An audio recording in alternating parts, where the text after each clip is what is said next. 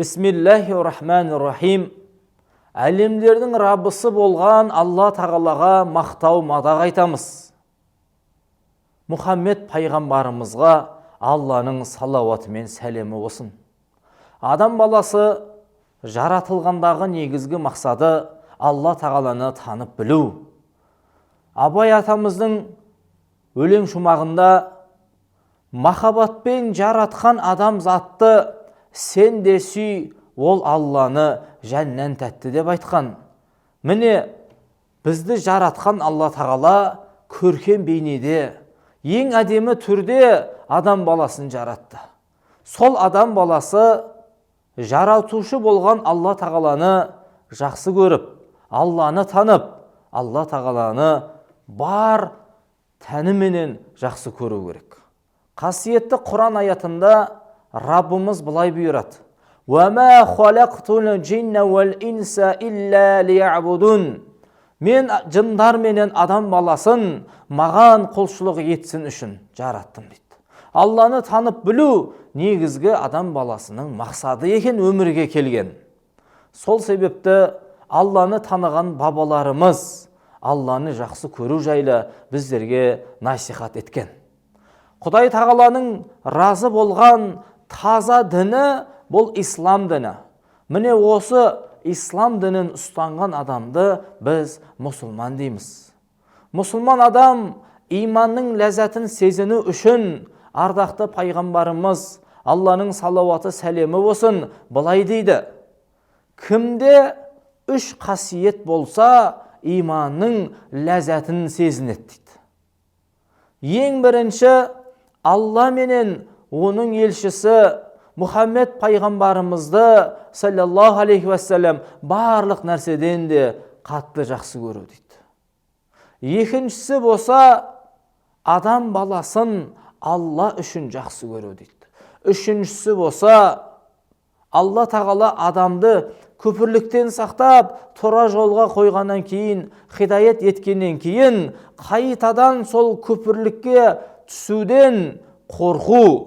Адам баласы отқа қалай лақтырылудан қорқатын секілді, күпірлікке түсуден де қорқып, Алланың берген жолында жүру.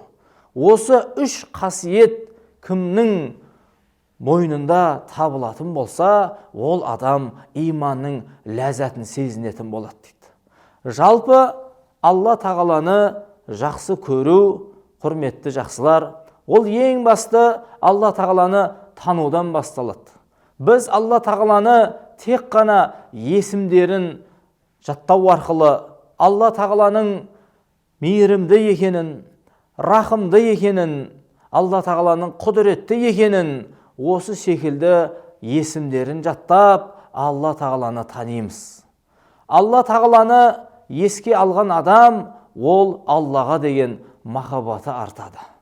Негізінде, құрметті жақсылар, адам баласы Алла тағаланы жақсы көрген кезде оның өмірінде береке болады. Тіпті айтады, Алланы жақсы көрген адам, Алла да ол адамды жақсы көреді дейді. Алла тағаланы жақсы көрудегі негізгі жолдары ең бірінші, Алла тағаланың әміріне мойынсыну.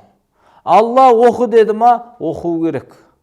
Алла тағала ораза ұстауды бұйырды ма, сол әмірге бағыну керек. Құдай тағала адалынан же, арамға жолама деді ма, ащы суға, арам тамаққа жоламау керек. Астың адалдығын таңдау керек. Және де Алла тағалаға жақсы көрудің бір жолы, ол Алланың жіберген елшісі пайғамбарымыз саллаллаху алейхи уассаламға еріп, пайғамбарымызды үлгі тұтып, өмір баянын оқып, пайғамбарымыз саллаллаху алейхи уассаламның жолынан, ізінен жүру. Және одан кейін әрбір істе, әрбір ісімізді Аллаға тапсырып тәуекел ету. Уайымға, қайғыға салынбай, берекетін Алла тағаладан үміт ету. Міне Аллаға деген махаббаты бар адамдарда осындай амал өзінде көріну керек. Әрбір ісінде бисмилласыменен бастап, берекетін Алладан үміт ету керек. Жалпы Абай атамыздың айтқанындай, махаббатпен жаратқан адам затты сен де сүй, ол Алланы жәннан тәтті деп.